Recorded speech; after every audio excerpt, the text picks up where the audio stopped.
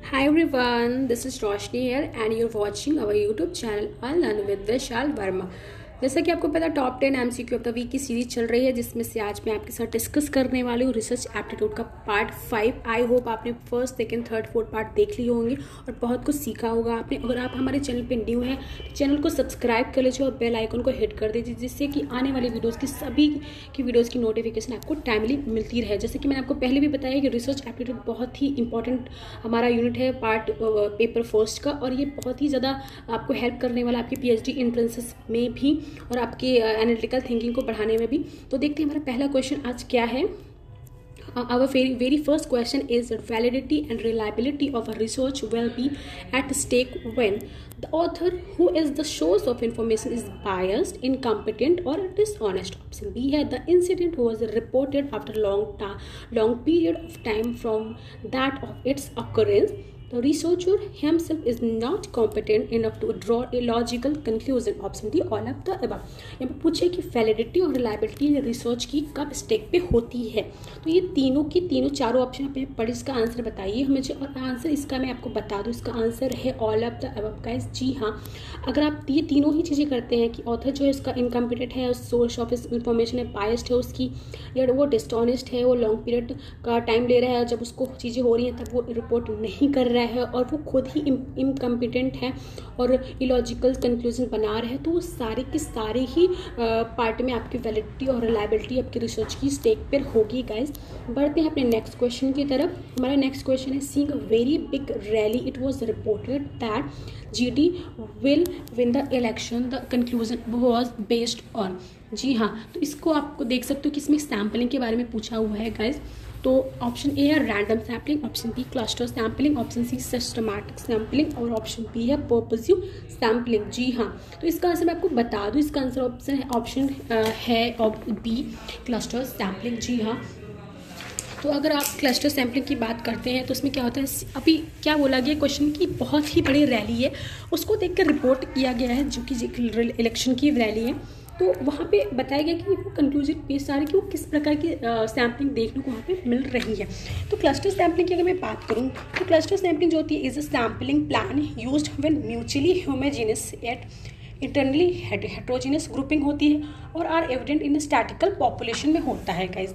तो ये बहुत ही इंपॉर्टेंट है क्योंकि आप क्लस्टर आप देख रहे हो कि अंदर से वो बाहर से होमोजेनियस दिखता है बट अंदर से ग्रुपिंग हेट्रोजीनियस उसकी होती है, राइट।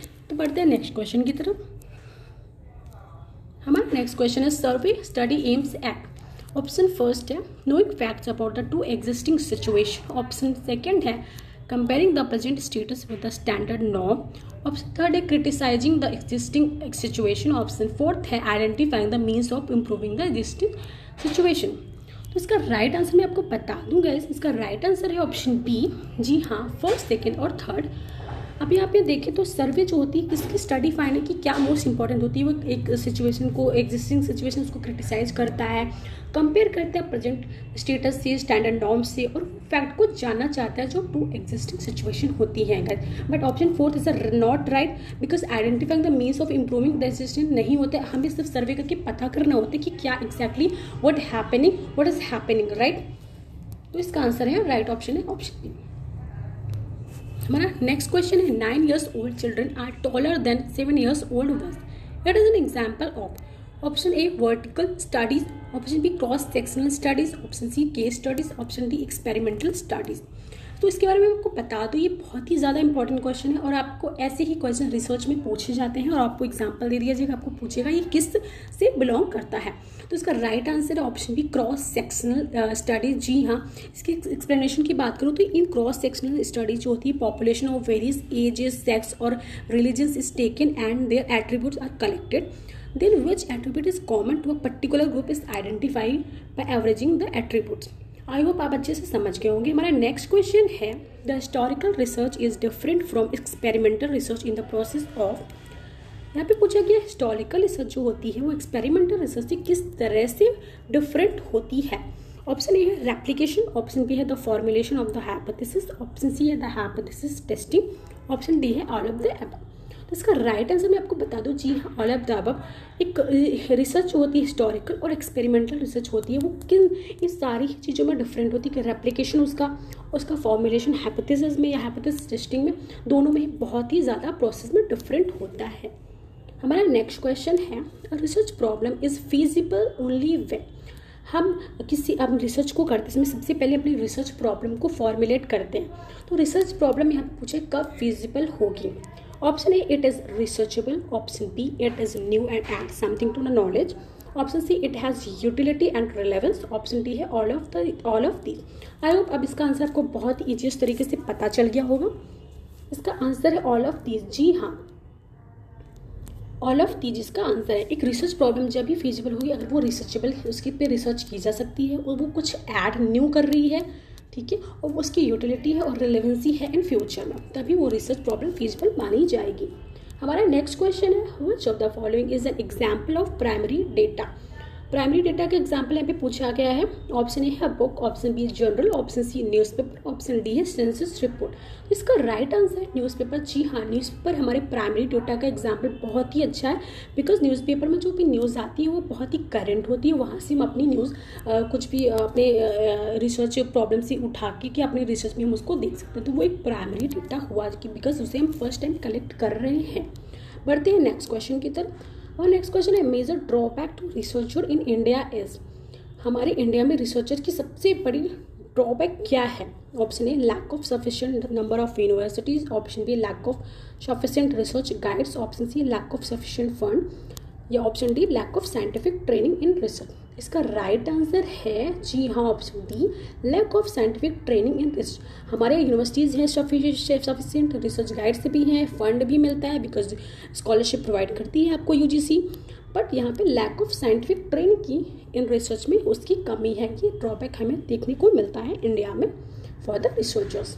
हमारा नेक्स्ट क्वेश्चन है, ICSSR स्टैंड फॉर। बहुत ही इंपॉर्टेंट एब्रीवेशन है गाइस, आई होप इसका आंसर आपको जरूर पता होगा। ऑप्शन ए है Indian council for survey and research. Option B है Indian council for strategic research. Option C है Indian council for social science research. Option D है international council for social science research. इसका right answer है option C, जी हाँ, Indian council for social science research. हमारा next question है, dash is the first step of research process. हमारा research process का first step क्या होता है। A, formulation of a problem. Option B, collection of data. Option C, editing and coding. Option D, selection of a problem. बहुत ही important question है, आप यहाँ पे दो में कंफ्यूज हो सकते हैं, तो आई होप इसका आंसर आप दीजिए बहुत जल्द। मैं इसका आंसर आपको बता देती हूँ। इसका राइट आंसर है सिलेक्शन ऑफ ए प्रॉब्लम। जी हाँ, प्रॉब्लम को फॉर्मुलेट, कलेक्शन ऑफ डेटा और एडिटिंग तो बहुत बाद में आएगा इसका प्रोसेस। सबसे पहला प्रॉब्लम होता है, हमें सब प्रोसेस होते हैं फॉर्मुलेशन ऑफ प्रॉब्लम का, बट यहाँ पे पहले सिलेक्ट करेंगे प्रॉब्लम, उसके बाद उसे हम अच्छे से फॉर्मुलेट करेंगे। तो इसका पहला स्टेप है selection of a problem. I hope आपको क्वेश्चन समझ में आए होंगे और हमारे आज के 10 क्वेश्चन कंप्लीट होते हैं गाइज। और हमारा ये था पार्ट रिसर्च एप्टीट्यूड का पार्ट 5। आपने क्वेश्चन को बहुत अच्छे से एंजॉय किया होगा आई होप, और बहुत ज़्यादा आप सीख रहे होंगे। आपको इन सारी की सारी वीडियोस की जो PDF है वो मिल जाएगी हमारे टेलीग्राम और व्हाट्सएप चैनल पे। नंबर आपको स्क्रीन पर दिख रहा है, आप इस पर नंबर पर मैसेज करिए और जुड़िए। हमारे डिस्क्रिप्शन बॉक्स में भी सारे के सारे लिंक्स आपको मिल जाएंगे। और चैनल को सब्सक्राइब करिए, शेयर करिए, लाइक करिए और ज़्यादा से ज़्यादा शेयर करिए, पढ़िए और पढ़ाइए और देखते रहिए, सीखते रहिए। Online with Vaishal Verma. Thank you so much guys, have a nice day.